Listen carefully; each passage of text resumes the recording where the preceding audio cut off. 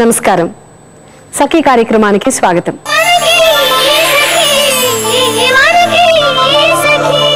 సఖులు, మన భారతీయ సాంప్రదాయంలో పెళ్లి అనే బంధానికి చాలా విలువ ఉందండి. పెళ్లి ద్వారా ఏర్పడ్డ బంధాన్ని పవిత్ర బంధంగా భావిస్తారు. అందుకే మన మహిళలు ఎన్ని సమస్యలు వచ్చినా పెళ్లి బంధానికి అత్యంత విలువ ఇచ్చి కాపాడుకునే ప్రయత్నం చేస్తుంటారు. పెళ్ళనే పవిత్ర బంధానికి మహిళలు ఇచ్చినంత గౌరవం పురుషులు కూడా ఇస్తే బాగుంటుంది కదా. కానీ పురుషులు చాలా సులువుగా వివాహ బంధాన్ని తెంచేసుకుంటుంటారు. కారణాలు ఏమైతేనేవి సమాజంలో విడాకుల సంఖ్య బాగా పెరిగిపోతోంది. జీవితంలో విజయం సాధించాలి అంటే వ్యక్తిత్వ వికాస నిపుణులు కొన్ని సూత్రాలు నేర్చుకోవాలంటున్నారండి. అలాగే వివాహ బంధాన్ని నిలుపుకోవాలి అంటే పంచసూత్రాల్ని సూచిస్తున్నారు నిపుణులు. అవేంటో చెప్తాను, ముందైతే కార్యక్రమం చూసేయండి.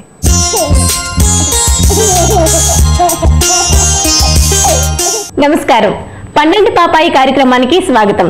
సఖులు, నెలలు నిండకుండా కాన్పు వస్తే ఎటువంటి జాగ్రత్తలు తీసుకోవాలి అన్న విషయాన్ని తెలియజేసేందుకు మనతో పాటు ఉన్నారు ప్రముఖ గైనకాలజిస్ట్ డాక్టర్ శ్రీ రంజని గారు. మరి అవన్నీ అడిగి మరిన్ని విషయాలు తెలుసుకుందాం.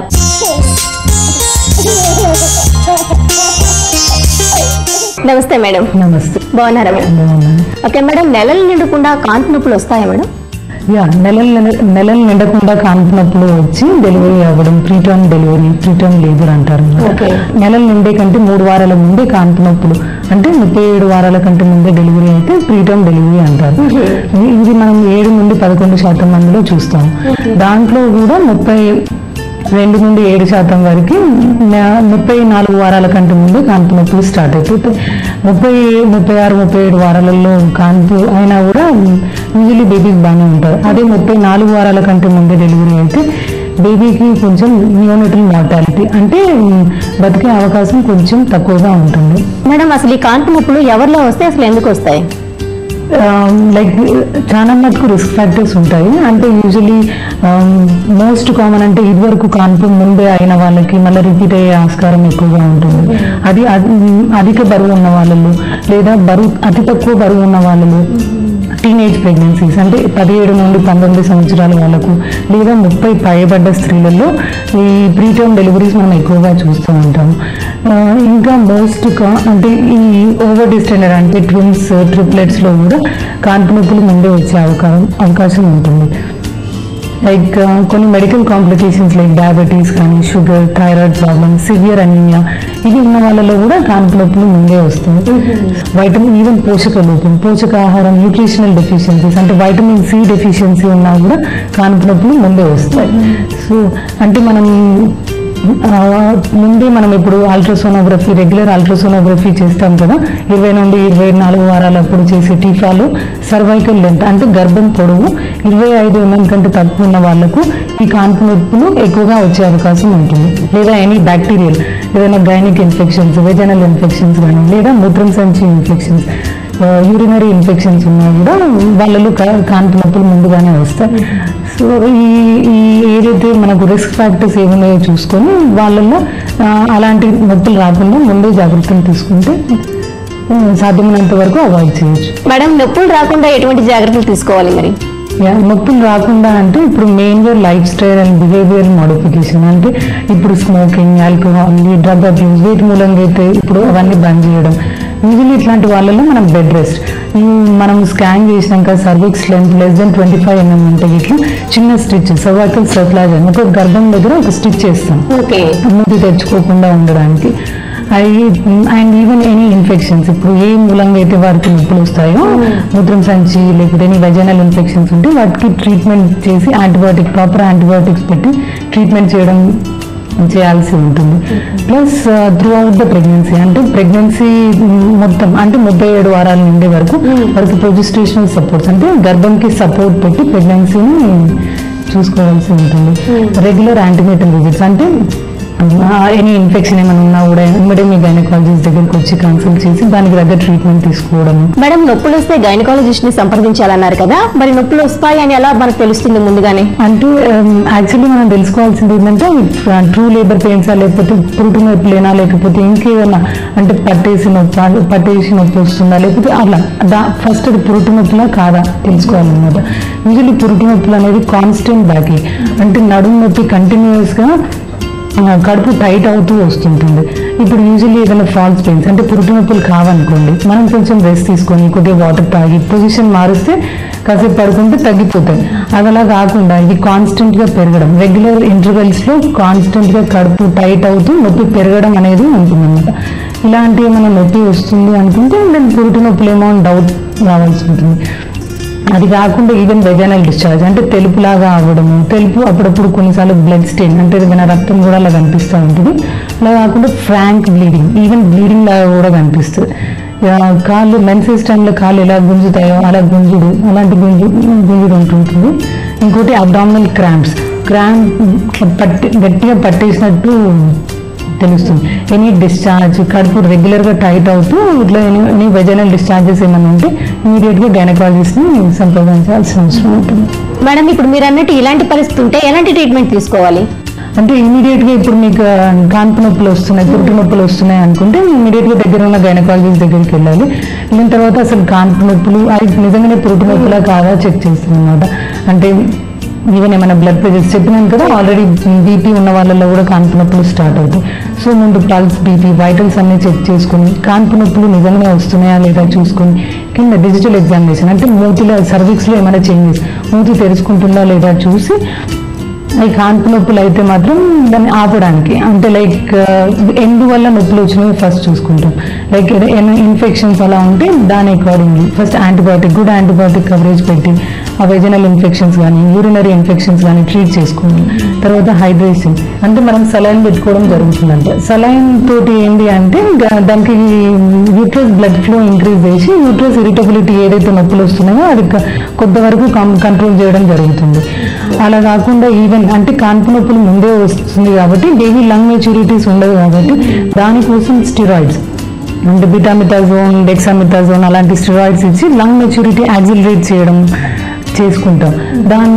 ఈ లంగ్ మెచ్యూరిటీ ఇంప్రూవ్ అయ్యే వరకు నొప్పులు ఆపడానికి అంటే గర్భం నొప్పులు ఆపడానికి సింపథెటిక్ మిమెటిక్స్ అంటే ఇరిటబిలిటీ తగ్గించి నొప్పులు ఆపడానికి మందులు పెట్టి అట్లీస్ట్ ఒక 2 days అంటే ఆ స్టిరాయిడ్స్ పనిచేసే వరకు నొప్పులు ఆపి ఆ తర్వాత డెలివరీ అయినా కూడా యూజువల్లీ బేబీస్ బాగానే ఉంటారు. మేడం, డెలివరీకి ముందే కొంతమందికి ఉమ్మనీరు అనేది వెళ్ళిపోవడం జరుగుతుంది కదా, మరి అలాంటప్పుడు వాళ్ళు ఎలాంటి జాగ్రత్తలు తీసుకోవాలి? దీంట్లోనే ఒక కండిషన్ అంటాం అంటే 37 వారాల కంటే ముందే కాన్పు నొప్పులు వచ్చే కంటే ముందే 1 గంట 2 గంటల ముందు ఫస్ట్ ఉమ్మనీరు వెళ్ళిపోయి తర్వాత కాన్పు నొప్పులు స్టార్ట్ అవుతాయి అన్నమాట. దీన్ని మనం preterm premature rupture of the membranes అంటాం. అట్లీస్ట్ ఇంకా వీళ్ళల్లో నియోనేటల్ రిస్క్ అంటే బేబీకి రిస్క్ చాలా ఎక్కువగా ఉంటుంది. బికాజ్ ఒకసారి ఉమ్మనీరు వెళ్ళిపోయాక ఇన్ఫెక్షన్ రేట్ అనేది పెరుగుతుంది. సో ఇలాంటి వాళ్ళు ఇప్పుడు మనం ప్రీటర్మ్ లేబర్ ఉన్న వాళ్ళకు నొప్పులు ఆపడానికి అలా చేయవచ్చు. వీళ్ళు అలాంటిది ఏమి ఉండదు. ఫస్ట్ యాంటీబయాటిక్స్ అంటే good antibiotic coverage, infection rate లేకుండా మంచి యాంటీబయాటిక్ కవరేజ్ ఇచ్చుకొని దాని తర్వాత ఎలా యాంటీబయాటిక్స్తో పాటు స్టిరాయిడ్స్ నేను చెప్పినట్టు లంగ్ మెచ్యూరిటీ యాక్సిలరేట్ చేసి బేబీ తర్వాత అంటే డెలివరీ అయినాక కూడా ఊపిరితిత్తులు మంచిగా ఉంది, ఆ NICU అడ్మిషన్ అవన్నీ లేకుండా ఉండడానికి ఇమీడియట్గా పేషెంట్ రాగానే స్టిరాయిడ్స్ ఒకటి ఇచ్చేసుకొని మంచి యాంటీబయాటిక్స్ కవరేజ్ చేసుకొని ఉమ్మనీరు అంటే ఎప్పటి నుండి పోతుందో ఒకటి కనుక్కొని ఒకవేళ మోర్ దెన్ 12 hours దాటిపోతే మాత్రం మళ్ళీ అగైన్ ఇన్ఫెక్షన్ రేట్ ఎక్కువ ఉంటుంది కాబట్టి అలాంటి వాళ్ళలో సిజేరియన్ చేయాల్సిన అవకాశం.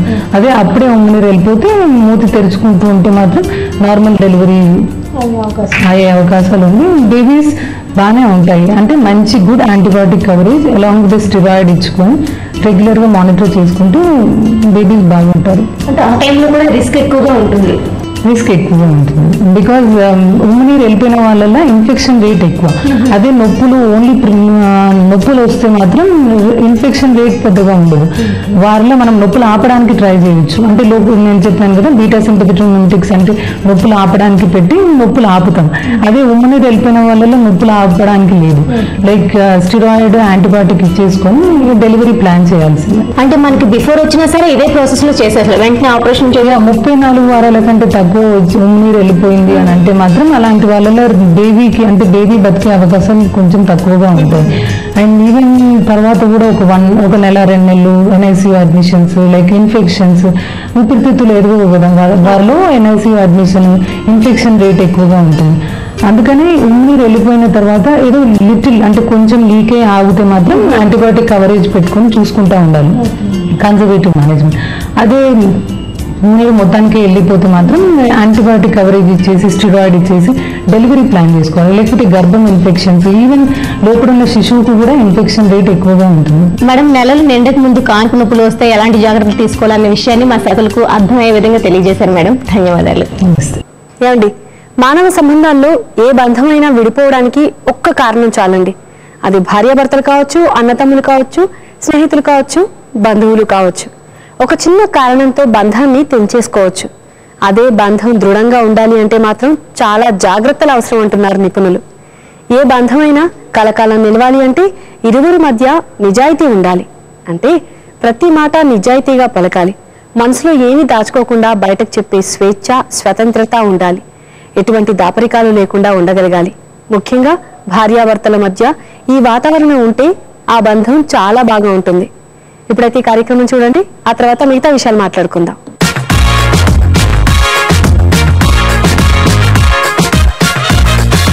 నమస్కారం, వంటల సందడి కార్యక్రమానికి స్వాగతం. ఈ రోజు మన వంటల సందడి కార్యక్రమంలో మనకు ఒక మంచి రుచికరమైన వంటకాన్ని పరిచయం చేయబోతున్నారు నవనీతి గారు.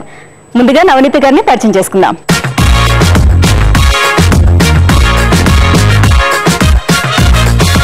నమస్కారం నవనీతి గారు. నమస్కారం. నవనీతి గారు, ఈ రోజు మాకు ఏ ఐటమ్ ని మాకు పరిచయం చేయబోతున్నారు? రొయ్య పొట్టు గారెలు మేడం. రొయ్య పొట్టు గారెలు వినడానికి చాలా డిఫరెంట్ గా ఉంది, అసలు ఎప్పుడు విన్నట్టు కూడా లేదు. ఓకే, దీనికి కావాల్సిన పదార్థాలు ఏంటో చెప్తారా? నూనె, రొయ్య పొట్టు, అల్లం వెల్లుల్లి పేస్ట్, కొత్తిమీర, ఉల్లిపాయలు, కారం, గరం మసాలా, పచ్చిమిర్చి, ఉప్పు, శనగపిండి. నవనీతి గారు, దానికి కావాల్సిన పదార్థాలు ఏంటో చెప్పారు, అలాగే మరి తయారీ విధానం చెప్తారా? ముందుగా ఏం చేసుకోవాలి? ముందుగా శనగపిండి తీసుకొని ఇందులో ఉప్పు, కారం, అది రొయ్య పొట్టు. రొయ్య పొట్టు ఎండు రొయ్యలు అని కూడా అంటారండి దీన్ని. రొయ్య పొట్టును వేస్తున్నారు ఇప్పుడు. సో ఉప్పు, కారం, రొయ్య పొట్టు వేస్తున్నారు. తర్వాత పచ్చిమిర్చి, కొత్తిమీర, ఉల్లిపాయలు,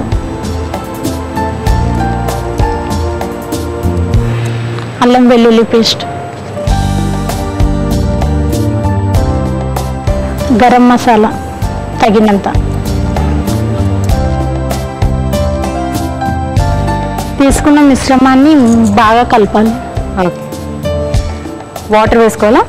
ముందుగా ఇది కలిపి మళ్ళీ తగినంత వాటర్ వేయాలి. మేము ముందే వాటర్ వేస్తే మిక్స్ అవ్వదు. ఎలా కలుపుకోవాలి దాన్ని? ఏం లేదు, కొంచెం ఎంతవరకు ముద్ద ఎలా వచ్చేటట్టు కలుపుకోవాలని? అంత పలుచగా ఉండొద్దు, అంత గట్టిగా ఉండొద్దు, మామూలుగా ఉండాలి. ఓకే, గారె వేసుకోవడానికి సరిపడా అంతలా ఉండాలి ముద్ద. వాటర్ ఇమ్మంటారా? వాటర్.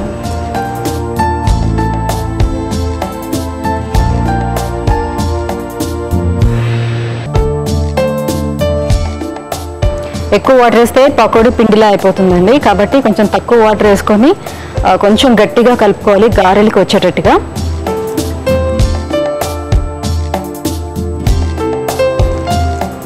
అది కలుపుకునే లోపు మనం గారెలు వేసుకోవడానికి నెక్స్ట్ ప్రాసెస్ ఇంకా ఆయిల్ అది పెట్టుకోవడమే కదండి? ఆయిల్ బాయిల్ చేసి పెట్టండి.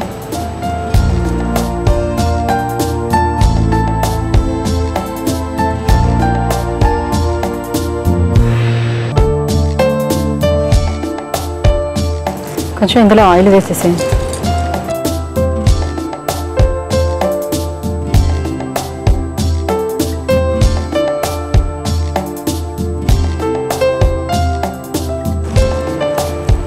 నవనీతి గారు, ఆయిల్ కాగినట్టుంది, ఇంకా చేద్దామా? చేద్దాం.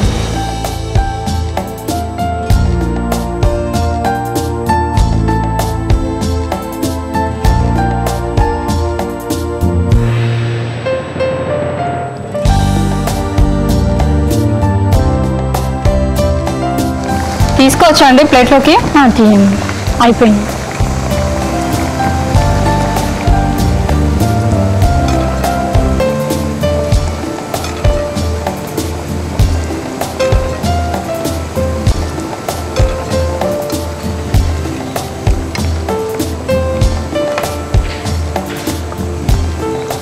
రొయ్యలు వేశారు కాబట్టి, ఎండు రొయ్యలు వేశారు కాబట్టి కొంచెం కరకర తగులుతూ ఉంటుందేమో. నవనీతి గారు అయిపోయినట్టున్నా తీసేద్దామని. తీసేద్దాం.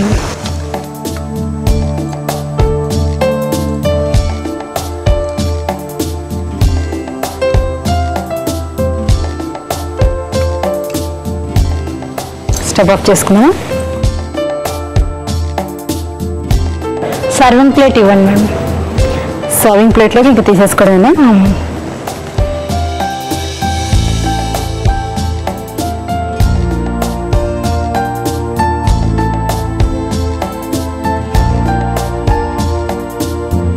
మామూలు వడల్లాగే కనిపిస్తున్నాయి కానీ రుచికి మాత్రం వేరుగా ఉండొచ్చు. రొయ్య పొట్టు గారెలు రెడీ అయిపోయాయి మేడం, ఒకసారి టేస్ట్ చూసి చెప్పండి. తప్పకుండా అండి.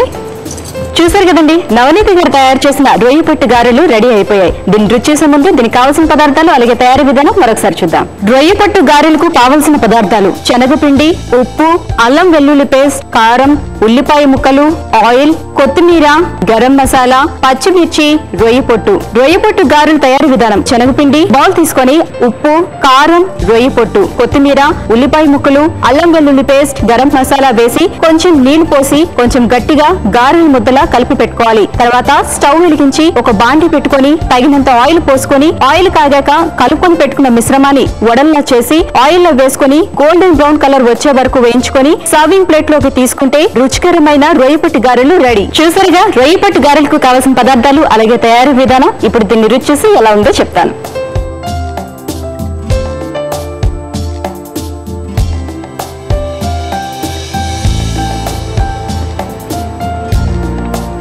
చాలా బాగుంది నవనీతి గారు, చాలా క్రిస్పీగా ఉంది. రొయ్యలు మధ్య మధ్యలో తగులుతూ చాలా టేస్టీగా ఉంది. నవనీతి గారు ఇంత మంచి వంటకాన్ని మాకు పరిచయం చేసినందుకు గాను మీకు గాయత్రి రెడ్డి బ్రైడల్ డిజైనర్ శారీస్ వారి తరపు నుంచి ఒక మంచి గిఫ్ట్ వచ్చారు. చూసారుగా నవనీతిగా తయారు చేసిన రొయ్య పట్టు గారెలు. మీకు కూడా ఇలాంటి వెరైటీ వంటకాలు తెలిస్తే మా వంటల సందడి కార్యక్రమంలో మీరు పాల్గొనాలనుకుంటే మీరు ఫోన్ చేయాల్సిన మా నెంబర్ 04023255640. ఈ నెంబర్ కి కాల్ చేసి మీరు మా వంటల సందడి కార్యక్రమంలో పాల్గొనవచ్చు. ఇది ఇవాల్టి వంటల సందడి కార్యక్రమం. రేపు మరో సరికొత్త వంటకంతో మళ్ళీ కలుసుకుందాం. అంతవరకు సెలవు, నమస్కారం. సకలు, ఈ ప్రపంచంలో చాలా బంధాలని విచ్ఛిన్నం చేసే ప్రధానమైన శత్రువు కోపం. అవునండి, అసలు భార్యాభర్తల మధ్య గొడవలు పెరగడానికి కారణమే ఈ కోపం. సమాజంలో అనేక సమస్యలకి మూలం కోపం అనే భావోద్వేగాన్ని అదుపు చేసుకోలేకపోవటమేనండి. చాలామంది పురుషులు ఆఫీస్లో వచ్చిన సమస్యల కోపాన్ని ఇంట్లో భార్యలపై చూపిస్తుంటారు. ఒక్కోసారి అదే చినికి చినికి గాలివానలా మారిపోయి ప్రశాంత వాతావరణాన్ని చెడగొడుతుంది. ఆ ఒక్క సంఘటన పెద్ద తగాదాకే దారితీస్తుంది. చాలా చిన్న చిన్న విషయాలకు కూడా భార్యాభర్తల మధ్య కోపతాపాలు రావటం సహజం. ఇలాంటప్పుడే ఇద్దరికీ సహనం చాలా అవసరం. ముందైతే కార్యక్రమం చూడండి, ఆ తర్వాత మరికొన్ని విషయాలు తెలుసుకుందాం.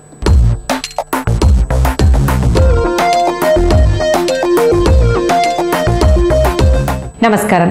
సఖీ.com కార్యక్రమానికి స్వాగతం. మన సిస్టంలో కానీ ఫోన్లలో కానీ రెగ్యులర్గా కొన్ని ప్రాబ్లమ్స్ ఫేస్ చేస్తూ ఉంటాం. అసలు ఈ సమస్యలు అనేవి ఎందుకు వస్తూ ఉంటాయి, దీనికి కారణాలు ఏంటి, మరి వాటికి సొల్యూషన్ ఏమైనా ఉంటుందా, వీటి గురించి మనకు వివరించడానికి మనతో కంప్యూటర్ ఎక్స్పర్ట్ నల్లమోతు శ్రీధర్ గారు ఉన్నారు. మరి వాటి గురించి తెలుసుకుందామా? నమస్కారం శ్రీధర్ గారు. శ్రీధర్ గారు, ఫోన్లలో లేకపోతే మన ఇంట్లో యూజ్ చేసే సిస్టంలో సడన్గా ప్రాబ్లమ్స్ మనం ఫేస్ చేస్తూ ఉంటాం. వాడుతూ ఉంటే సడన్గా స్టక్ అవ్వడం కానీ, లేకపోతే తన యాక్సెస్ మనం ఓపెన్ చేసిన కాసేపటికి కానీ ఓపెన్ అవ్వదు. ఇంకోసారి ఏమవుతుందంటే రీస్టార్ట్ అయిపోతుంది ఆటోమేటిక్గా మన సిస్టమ్. సో ఇలాంటి సమస్యలు ప్రతి ఒక్కరు ఏదో ఒక టైంలో ఫేస్ చేస్తూ ఉంటారు. సో బేసిక్గా ఇలాంటి ప్రాబ్లమ్స్ అనేవి ఎందుకు వస్తూ ఉంటాయండి? యాక్చువల్లీ చెప్పాలంటే మనకి ఎక్కువ ఈ మధ్యకాలంలో మొబైల్స్ వాడుతున్నారు కాబట్టి మొబైల్స్ ముందుకు అవుతాను. సో మొబైల్స్ వచ్చేటప్పటికి చాలా వాళ్ళకి రెస్పాన్సివ్నెస్ అంటే మనం ఏదైనా ట్యాప్ చేస్తే కనుక, ఫింగర్ ట్యాప్ చేస్తే కనుక వెంటనే ఓపెన్ కాకుండా కొద్దిసేపు ల్యాగ్ అవ్వడం, కొంత వెయిట్ చేస్తాం. అంటే ఇనీషియల్ గా ఫోన్ కొన్నప్పుడు మన షోరూమ్ లో ఉన్నప్పుడు అయితే బ్రహ్మాండంగా ఉంటుంది. సో చాలా బాగుంది ఫోన్ అని చెప్పేసి అనుకుంటాం. వచ్చిన తర్వాత ఒక 15 రోజులు, 1 వీక్ లేకపోతే ఒక 1 మంత్కి ఎలాగా డిలే అవుతుంది. దీనికి మెయిన్ రీజన్ ఏంటంటే చాలా మంది అడ్వాన్స్డ్ ఫోన్లు కొన్నాం అనుకుంటా ఉంటారు, కానీ వాస్తవంగా చెప్పాలంటే వాటిలో ఉండే ర్యామ్ కావచ్చు, ఇంటర్నల్ స్టోరేజ్ కానీ చాలా తక్కువగా ఉంటుంది. సో బ్లైండ్ గా వాళ్ళ ఫోన్ క్యాపబిలిటీ ఎంత ఉందో తెలుసుకోకుండా నెంబర్ ఆఫ్ అప్లికేషన్స్ ని, గేమ్స్ ని ఇన్స్టాల్ చేసుకుంటూ వెళ్తారు. ఇలా ఇన్స్టాల్ చేసుకుంటూ వెళ్ళిన తర్వాత మీకు ఫేస్బుక్ కావచ్చు, లేకపోతే డిఫరెంట్ వీచాట్ కావచ్చు, లేకపోతే వాట్సాప్ మెసేజ్ ఇలాంటివి ఏంటంటే ఎక్కువ క్యాషేని ఆక్యుపై చేస్తూ ఉంటాయి. సో ఎక్కువ క్యాషేని ఆక్యుపై చేసినప్పుడు ఆ క్యాషే కూడా ఇంటర్నల్ స్టోరేజ్ లో ఆక్యుపై అవుతుంది. దాంతో ఫోన్ మొత్తం స్టోరేజ్ మొత్తం నిండిపోయి దానికి కనీసం రెగ్యులర్ ఆపరేషన్స్ కంటే మనం ట్యాప్ చేస్తే కనుక మూవ్ అవ్వడానికి సంబంధించిన మెమరీ కూడా దాంట్లో లేక మనం ఇలాగ స్లో అయిపోతూ ఉంటుంది. సో కాబట్టి ఏంటంటే first of all high end ఫోన్స్కి వెళ్తాం అంటే పూర్తిగా మనకు అన్ని అప్లికేషన్స్ కావాలంటే కనుక 25,000 30,000 ఉన్న ఫోన్స్ కి వెళ్తాము. లేకపోతే మనం 10,000 15,000 లేకపోతే 7,000 కొనుక్కునేటప్పుడు మాత్రం ఎట్ ఏ టైమ్ ఒక 4-5 అప్లికేషన్స్ మాత్రమే రెగ్యులర్ గా వాడే ఫేస్బుక్ లేకపోతే కనుక వాట్సాప్ ఇలాంటి, లేకపోతే గేమ్స్ కూడా 4-5 ఇన్స్టాల్ చేసుకుంటారు. రెగ్యులర్ గా ఆడే ఒక గేమ్ ని మెయింటైన్ చేసుకుంటే సరిపోతుంది. సో అప్లికేషన్స్ ని తగ్గించుకోవాలి, ఎప్పటికప్పుడు క్యాష్ ని క్లియర్ చేయాలి. ఇప్పుడు క్యాష్ మేట్ అని చెప్పేసి ఒక అప్లికేషన్ దొరుకుతుంది. So Google play store available అవుతుంది. దాన్ని మనం డౌన్లోడ్ చేసుకున్నామంటే కనుక ఇలా టెంపరీగా క్యాష్ ఫైల్స్ పెరిగిపోయిన వీటన్నిటిని క్లీన్ చేసేస్తూ ఉంటుంది. ఇక పోతే కనుక పీసీ లో కూడా అంటే పీసీలోను ల్యాప్టాప్స్ లో కూడా సేమ్ ఈ సిస్టమ్ స్లో డౌన్ అవడం అనే ప్రాబ్లం ఉంటుంది. దీనికి మెయిన్ కారణం ఏంటంటే సిస్టమ్ లో వచ్చేటప్పటికి ర్యామ్ అంటే ఆపరేటింగ్ సిస్టమ్ లేటెస్ట్ వాడుతూ ఉంటే కనుక విండోస్ 7 విండోస్ 8 ఇలాంటివి వాడుతూ ఉంటే కనుక అట్లీస్ట్ 4 నుంచి 8 GB వరకు ర్యామ్ ఉండాలి. కానీ చాలా మంది ర్యామ్ ఇంపార్టెంట్ కాదనుకొని ఓన్లీ 2 GB ఇలాగ తక్కువ మెయింటైన్ చేస్తూ ఉంటారు. లేటెస్ట్ ఆపరేటింగ్ సిస్టమ్స్ వాడుతున్న వాళ్ళు లేటెస్ట్ కంప్యూటర్ అలాగే లేటెస్ట్ ర్యామ్ ఎక్కువ కెపాసిటీ ర్యామ్ వాడుతూ ఉండాలి. అలాగే హార్డ్ డిస్క్ సైజ్ అనేది ఎక్కువ ఉండాలి, ఎక్కువ కెపాసిటీ ఉండాలి. అంటే ఈ రోజు మనకి 500 GB 1 TB అనేది మినిమం స్టాండర్డ్ లాగా ఉన్నాయి. కాబట్టి ఎక్కువ స్టోరేజ్ కెపాసిటీ ఉండే హార్డ్ డిస్క్ ని అది ఒక 5-6 వేలు అయినా కూడా కొని పర్చేజ్ చేసుకుంటే కనుక ఎక్కువ ఫ్రీ స్పేస్ ఉంటుంది, అప్లికేషన్స్ ఫాస్ట్ గా రన్ అవుతూ ఉంటాయి. అలాగే మనం ఫోన్ లో ఎలాగైతే అన్వాంటెడ్ అప్లికేషన్ ఇన్స్టాల్ చేసుకుంటున్నామో పీసీలో కూడా సేమ్ అదే ప్రాబ్లం. తెలిసి తెలియక ప్రతిదీ కనపడిన ప్రతి అప్లికేషన్ గేమ్ ని ఇన్స్టాల్ చేసేస్తూ ఉంటారు, కంప్యూటర్ లో ఆడుకోవచ్చు అని చెప్పేసి. అలాంటి వాటిని అన్ఇన్స్టాల్ చేసుకోవడం, కంప్యూటర్ లో యాడ్ రిమూవ్ ప్రోగ్రామ్స్ ఉంటుంది, వెళ్ళేసి అన్ఇన్స్టాల్ చేసుకుంటే సరిపోతుంది. వన్ మోర్ థింగ్ ఏంటంటే మనకి పీసీస్ కావచ్చు లేకపోతే మొబైల్స్ కావచ్చు కామన్ గా ఉండేది వైరస్ లో వల్ల చాలా స్లో డౌన్ అవుతూ ఉంటుంది. సో ఒక యాంటీవైరస్ సాఫ్ట్వేర్ని, పవర్ఫుల్ యాంటీవైరస్ సాఫ్ట్వేర్ని మన కంప్యూటర్లోను అలాగే మొబైల్లోను ఇన్స్టాల్ చేసుకోవడం చాలా అవసరం. ఎందుకంటే మొబైల్స్తో కూడా చాలా మంది ఈ మధ్యకాలంలో వైరస్ పరంగా చాలా ప్రాబ్లమ్స్ ఉంటా ఉన్నాయి. అంటే ఏ అప్లికేషన్ పడితే దాన్ని ఇన్స్టాల్ చేస్తూ ఉన్నారు. సో ప్లే స్టోర్లో కనపడే ప్రతి అప్లికేషన్ బ్లైండ్గా ఇన్స్టాల్ చేసేటప్పుడు వైరస్ వస్తూ ఉంటుంది. అలాగే కొంతమంది అయితే కనుక ఇంకా పెయిడ్ అప్లికేషన్స్ ఉంటాయి, అంటే 300-400 పెట్టి కొనాల్సిన అప్లికేషన్స్ని ఎక్కడ కొంటామని అని చెప్పేసి నెట్లో డౌన్లోడ్ చేసి ఇన్స్టాల్ చేసుకుంటారు. వాటిలో కూడా వైరస్లు వస్తాయి. సో వైరస్ వచ్చినప్పుడు ఆటోమేటిక్ గా వైరస్ నేచర్ ఏంటంటే అటు పీసీలో అయినా మొబైల్ అయినా కానీ స్లో డౌన్ చేయడం అనేది, అంటే లోపల ఉండే ర్యామ్ అలాగే కంప్లీట్ ఏది స్టోరేజ్ కెపాసిటీ మొత్తం ఆక్యుపై చేసి పూర్తిగా రిసోర్సెస్ మొత్తాన్ని వాడుకుంటూ డివైస్ ని మనం స్లో డౌన్ చేస్తుంది. కాబట్టి ఖచ్చితంగా యాంటీవైరస్ సాఫ్ట్వేర్ మనకి పీసీలోను మొబైల్లోను వాడటం చాలా ఇంపార్టెంట్. శ్రీధర్ గారు కొన్నిసార్లు మనం బ్రౌజ్ చేస్తున్నప్పుడు కింద యాడ్స్ లాగా వస్తుంటాయి, మీ కంప్యూటర్ చాలా స్లోగా ఉంది, దాన్ని ఫాస్టింగ్ చేయడానికి ఇలాంటి ఒక యాప్ వేసుకుంటే అది స్పీడప్ అవుతుంది, క్లీన్ అవుతుంది, వేస్టేజ్ అంతా మీ కంప్యూటర్లో ఉంది అనేసి. సో టెంప్ట్ అయిపోయి కొంతమంది అది డౌన్లోడ్ చేసుకోవడం జరుగుతూ ఉంటుంది. బట్ ఎలాంటి డిఫరెన్స్ ఉండదు అండ్ సేమ్ ప్రాబ్లమ్ అలా కంటిన్యూగా ఫేస్ చేస్తూ ఉంటారు. సో అవి ఎంతవరకు జెన్యూన్ అంటారండి? ఇక్కడ మనకు బేసిక్గా చెప్పాలంటే ఈ పర్టికులర్గా అంటే మన కంప్యూటర్ స్లోగా ఉంది, ఫాస్ట్ చేస్తాయని చూపించే బ్యానర్ అడ్వర్టైజ్మెంట్ ఏమంటాయో ఇవన్నీ వచ్చి బోగస్ అప్లికేషన్స్ అండి. వన్స్ వాటిని మనం డౌన్లోడ్ చేసుకున్న తర్వాత అవి రాంగ్ రిపోర్ట్ చూపిస్తాయి. అంటే మీ కంప్యూటర్లో ఇన్ని వైరస్లు ఉన్నాయి, అలాగే ఇన్ని పీసీ ఎర్రర్స్ ఉన్నాయి అని చెప్పేసి కొన్ని దాదాపు 150-200 ఎర్రర్స్ చూపిస్తాయి. మనం చూసి ఎంత మన కంప్యూటర్ ఎంత స్లోగా ఉందా అంటే వీటన్నిటి వల్ల స్లోగా ఉందా అని చెప్పేసి అనుకుంటాం. వాస్తవంగా వాటిని సరే అని చెప్పేసి ఫిక్స్ అని కొట్టిన తర్వాత మీరు ఈ అప్లికేషన్ కొంటే మీకు ఇది ఫిక్స్ అవుతుందని చెప్పేసి మెసేజ్ చూపిస్తాయి. అది కొనాలంటే కనుక $30-40 ఉంటుంది. కొన్ని అయితే కనుక ఏం చేస్తాయి అంటే ఇలాంటి అప్లికేషన్లే మన కంప్యూటర్లోకి వచ్చిన తర్వాత మన డేటా మొత్తాన్ని లాక్ చేస్తాయి. అంటే ఎన్క్రిప్షన్ అనే ఒక టెక్నిక్ తో లాక్ చేస్తాయి. లాక్ చేసిన తర్వాత ఆటోమేటిక్గా దాన్ని అంటే మన డేటా మళ్ళీ ఓపెన్ చేయడానికి ట్రై చేస్తే కనుక ఎర్రర్ మెసేజ్ కనపడుతుంది, మనం ఫైళ్ళన్నీ ఓపెన్ కావు. అదేం చేస్తుందంటే మీ డేటాను మళ్ళీ అన్లాక్ చేయాలంటే ఎంత అమౌంట్ పే చేయాలి అని చెప్పేసి రిపోర్ట్ చూపిస్తుంది. సో ఇంపార్టెంట్ డేటా ఉన్నప్పుడు పూర్తిగా ఇలాంటి వాటిని నమ్మి గుడ్డిగా మనం డౌన్లోడ్ చేసుకుంటే మనం ప్రాబ్లం ఫేస్ చేయాల్సి వస్తుంది. శ్రీధర్ గారి మధ్యకాలంలో మొబైల్ ఫోన్స్లో చాలా వెరైటీస్ వస్తున్నాయి అండ్ చాలా మంది స్మార్ట్ ఫోన్స్కి ఎక్కువగా ప్రిఫర్ చేస్తున్నారు. సో మీరు అన్నట్టుగానే స్టార్టింగ్లో ఉన్న స్మార్ట్ ఫోన్స్ ఎక్కువగా యూజ్ చేస్తున్నప్పుడు ఎక్కువ ప్రైస్ ఉంటుంది, బట్ అందులో ఇన్బిల్ట్ మెమరీ అనేది తక్కువ ఉంటుంది. కాబట్టి మనం అప్లికేషన్స్ కూడా ఎక్కువగా డౌన్లోడ్ చేసుకునే ఛాన్స్ ఉండదు, ఎక్కువగా స్టోర్ చేసుకునే ఛాన్స్ ఉండదు. సో ఇంకా అంతేనా, వాడిచ్చిన ఇన్బిల్ట్ మెమరీతోనే మనం సరిపెట్టుకోవచ్చా, లేకపోతే ఇంకొక ఆప్షన్ మనం ఏమైనా మెమరీ ఇంక్రీజ్ చేసుకునే ఆప్షన్ ఏమైనా ఉంటుందా? జనరల్గా అయితే కనుక అన్ని ఫోన్స్తోనూ 32 GB నుంచి 64 GB వరకు ఎక్స్టర్నల్ SD కార్డ్ని అమర్చుకోవడానికి ఉంటుంది. కాకపోతే కొన్ని అప్లికేషన్లు వచ్చేటప్పటికి మనం ఎక్స్టర్నల్ SD కార్డులు ఇన్స్టాల్ చేసుకోవడానికి పాసిబుల్ అవుతుంది. కొన్ని అప్లికేషన్స్ అంటే ఫేస్బుక్ లేకపోతే వాట్సాప్ ఇలాంటి కొన్ని అప్లికేషన్స్ కంపల్సరీ సిస్టమ్ మెమరీ అంటే ఇంటర్నల్ మెమరీలోనే అవుతాయి. అంటే అది 4 GB 8 GB చాలా తక్కువగా ఉంటుంది. సో అలాంటి సందర్భంలో మన ఇంటర్నల్ మెమరీని పెంచుకోవడానికి అయితే ఎలాంటి పాసిబిలిటీ లేదు. అలాంటప్పుడు మన ఫోన్ ని రూట్ చేసుకుంటే, రూటింగ్ అనేది ఒక కొద్ది కాంప్లికేటెడ్ ప్రాసెస్. అది నార్మల్ యూజర్స్ చేసి కొద్దిగా రిస్క్. కాకపోతే ఎవరైనా అడ్వాన్స్డ్ యూజర్స్ నుండి రూట్ చేయగలిగితే ఇలాగ ఫోన్ ఇంటర్నల్ మెమరీలో ఇన్స్టాల్ అయ్యే ఫేస్బుక్ లాంటి అప్లికేషన్స్ ను కూడా మనం SD కార్డులోకి మనం మూవ్ చేసుకోవచ్చు. మూవ్ చేసుకోగలిగితే కొంతవరకు ఇది 4 GB 8 GB తక్కువ కెపాసిటీ ఉందో ఫ్రీ అయిపోతుంది. అలాంటి ఏర్పాటు చేసుకోవడం తప్పించి, లేదా ఫోన్ కొనేటప్పుడే మనం ఇంటర్నల్ మెమరీ ఎక్కువ కెపాసిటీ ఉన్న ఫోన్ కొనడం అన్నది చాలా ఇంపార్టెంట్ పాయింట్. ఓకే, సో అయితే మనం సిస్టంలో కానీ లేకపోతే మన ఫోన్లో కానీ ఏం ప్రాబ్లమ్స్ వస్తే దానికి పర్టికులర్ రీజన్ అంటూ ఉంటుంది. సో జనరల్గా నార్మల్గా అయితే రావాలంటే ప్రాబ్లమ్. సో అలాంటి ప్రాబ్లమ్స్ ఫేస్ చేయకుండా ఉండాలంటే మనం చిన్న చిన్న జాగ్రత్తలు పాటిస్తే సరిపోతుందంట.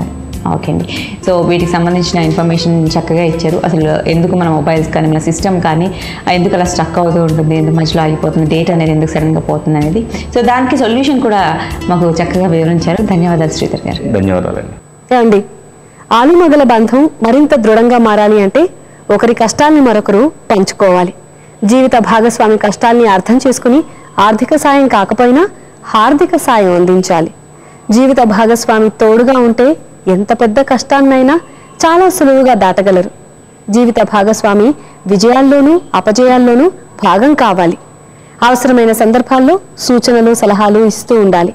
కష్టాల్లో చేయందించడమే కాదు, విజయం సాధించినప్పుడు కృతజ్ఞత తెలపడం కూడా ఇద్దరి బంధాన్ని మరింత పెంచుతుంది.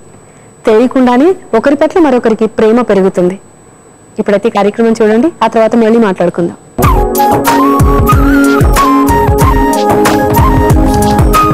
నమస్కారం, చూడండి చేయండి కార్యక్రమానికి స్వాగతం. ఈరోజు మన కార్యక్రమంలో మనతో పాటు లక్ష్మి గారు ఉన్నారండి. ఆవిడ బాటిల్స్ తో చాండ్లర్ తయారు చేయడం ఎలాగో చూపిస్తా ఉంటున్నారు. మరి అలాగో చూసి నేర్చుకుందామా? నమస్కారం లక్ష్మి గారు. నమస్కారం అంజలి, ఎలా ఉన్నారు? బాగున్నాను. సో ఈ రోజు బాటిల్స్ తో చాండ్లర్ చేయబోతున్నారు. మరి దానికి కావాల్సిన వస్తువులు ఏంటండి? Bottle, scissor, colours, cardboard, marker, chains, crystal. Okay, so కావాల్సిన వస్తువులు చెప్పారు కదండి. ఇప్పుడు ఎలా తయారు చేసుకోవాలి అది? ఫస్ట్ బాటిల్ తీసుకుని దాని మీద హార్ట్ షేప్ డిజైన్ చేయాలి అంజలి. ఓకే, ఇలా డ్రా చేసుకోవాలి. ఓకే, ఈ డ్రా చేసుకున్న షేప్ ని కట్ చేసుకోవాలి మనం. ఓకే, సిజర్ తో.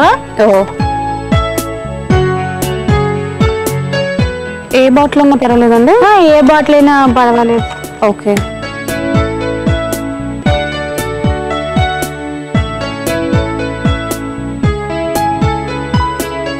ఇలా హార్ట్ షేప్ కట్ చేసుకోవాలి అంజలి. కట్ చేసుకున్న తర్వాత దీనికి కలర్ చేయాలి. ఓకే, ఇప్పుడు దీన్ని మనం కలర్ చేసుకోవాలి.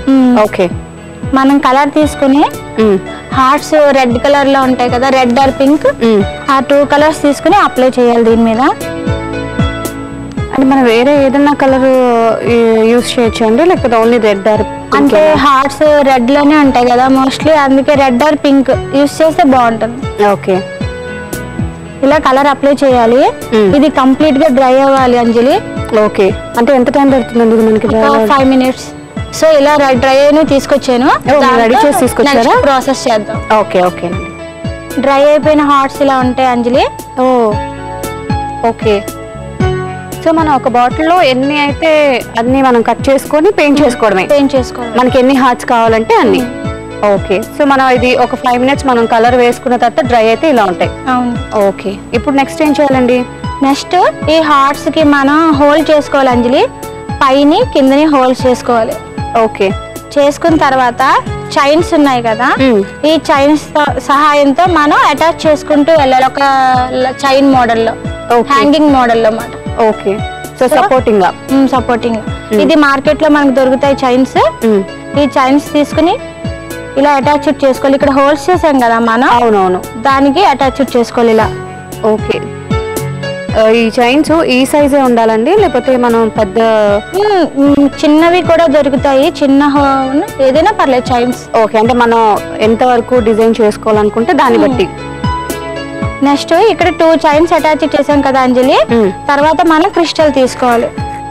ఓకే, క్రిస్టల్ తీసుకుని క్రిస్టల్ సహాయంతో అటాచ్ చేయాలి. ఓ ఇలా. ఓకే, 1 సైడ్ ఇలా వస్తుంది. ఓ మళ్ళీ ఇటువైపు హోల్ ఉంది కదా క్రిస్టల్ కి, దీంతో మళ్ళీ చైన్ అటాచ్ చేయాలి. ఓకే, ఇలా వస్తుంది. ఓ నైస్. ఇలా మనం మనకి ఫస్ట్ చాందిలర్ అంటే ఫస్ట్ మ్యాక్సిమం తీసుకుని తర్వాత ఒక్కొక్కటి తగ్గించుకుంటూ రౌండ్ షేప్ చేసుకోవాలి. ఓకే, ఇప్పుడు మనం చైన్ చేద్దాము అంజలి.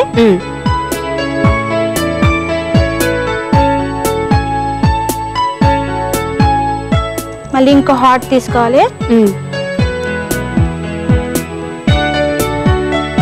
మళ్ళీ దీనికి చైన్ పెట్టుకోవాలా? మళ్ళీ చైన్ అటాచ్ చేయాలి. ఇలా అటాచ్ చేసుకుంటే ఒక పెద్ద లాంగ్ చైన్ చేసుకోవాలి.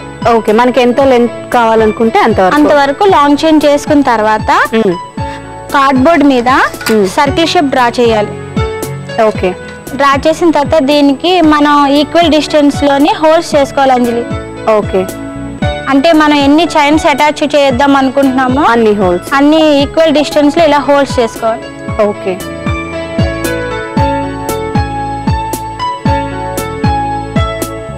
ఇలా హోల్స్ చేసుకున్న తర్వాత మనం చైన్స్ లే చేసాం కదా దీనికి అటాచ్ చేయాలి. అంటే కార్డ్బోర్డ్ కి మనం పెయింట్ వేసుకుని డిజైన్ చేసుకోవచ్చు. దీనికి కూడా అంటే ప్లెయిన్ గా ఉండకుండా ఎవరి క్రియేటివిటీకి తగ్గట్టు మనకు డిజైన్ చేసుకోవచ్చు. ఇలా కార్డ్బోర్డ్ కి హోల్స్ చేసిన తర్వాత దీని సహాయంతో దీనికి అటాచ్ చేయాలి. ఓకే, ఇలా అటాచ్ చేసుకోవాలి అంజలి. ఇలా పైకి చెక్ చేసి కార్డ్బోర్డ్ కి ఇలా అటాచ్ చేసుకోవాలి. ఓకే,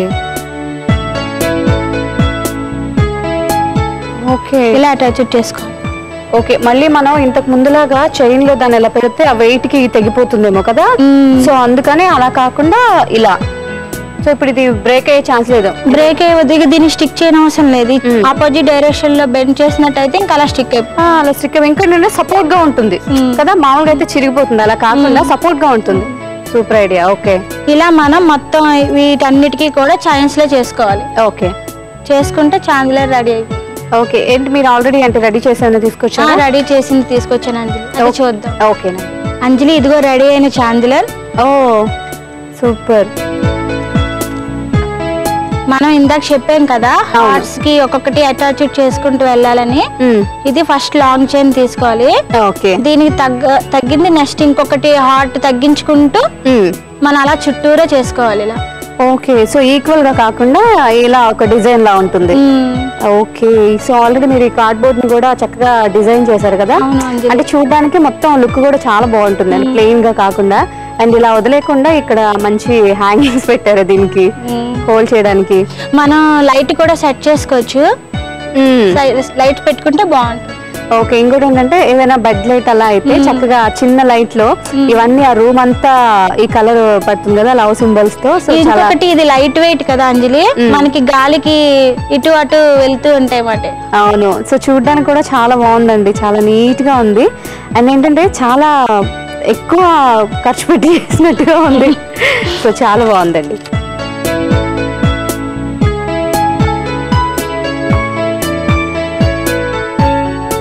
సో చాలా తక్కువ టైంలో మంచి హ్యాంగర్స్ ఎలా తయారు చేసుకోవాలో మా సకులందరికీ చేసి చూపించారండి, మీకు ధన్యవాదాలు. ధన్యవాదాలు అంజలి. చూసారు కదా సకులు, ఎంటీ బాటిల్స్ తో అందమైన చాందిలర్స్ ని ఎలా తయారు చేసుకోవాలో లక్ష్మిగా చేసి చూపించారు కదా. మరి ఇదండి ఇవాల్టి మా చూడండి చేయండి. మరో అందమైన ఎపిసోడ్ లో మళ్ళీ కలుసుకుందాం. అంతవరకు సెలవు మరి, నమస్కారం.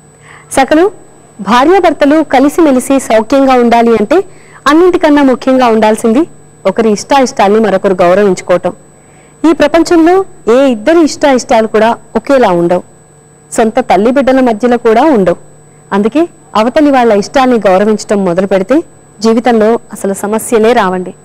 అసలు అనేక సమస్యలకు కారణం కూడా ఒకరి ఇష్టాలపై మరొకరికి అవగాహన లేకపోవటమేనని నిపుణులు కూడా చెప్తున్నారు. అలాగే జీవిత భాగస్వామి బలాలు బలహీనతలు కూడా తెలుసుకుని ప్రవర్తిస్తే సగం సమస్య రానే రాదట.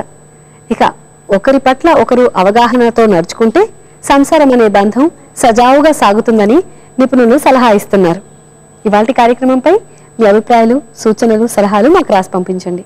మా చిరునామా సఖీ, ఈటీవీ, రామోజీ ఫిల్మ్ సిటీ, హైదరాబాద్ 501512. మా ఇమెయిల్ ఐడి saki@etv.co.in.